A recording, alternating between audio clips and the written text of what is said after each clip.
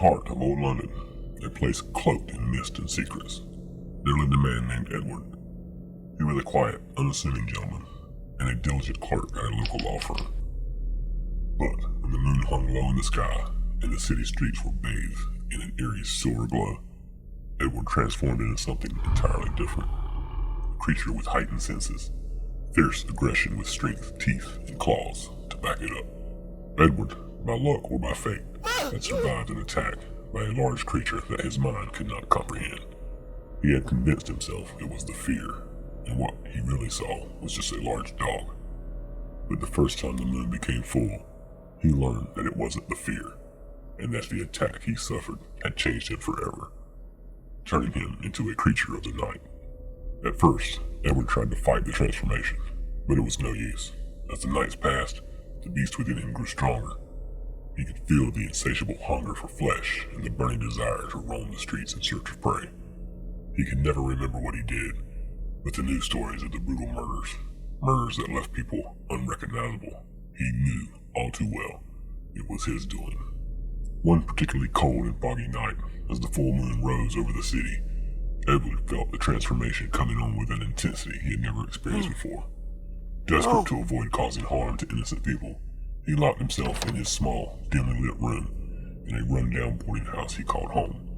He barricaded the door with heavy furniture and lay down on his bed, trying to resist the urge to surrender to his animal instincts. As the minutes turned into hours, Edward's body contorted, his bones cracked, and his skin stretched as the curse took hold. He clenched his teeth and closed his eyes, willing himself to resist. But the hunger, the wildness, was too strong.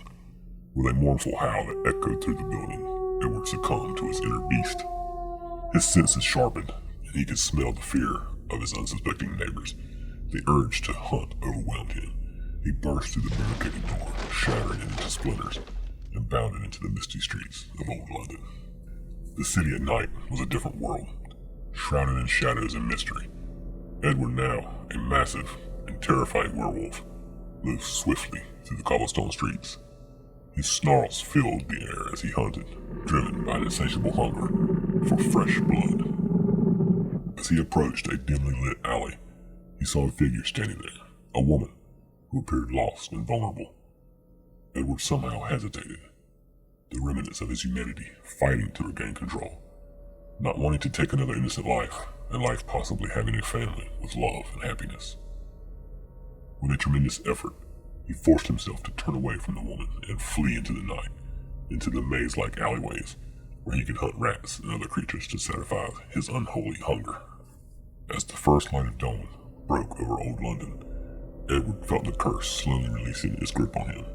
He returned to his small room, exhausted and mentally drained, but also, astonishingly, with a memory of what had happened that night. With newfound resolve, he would continue to fight the beast within.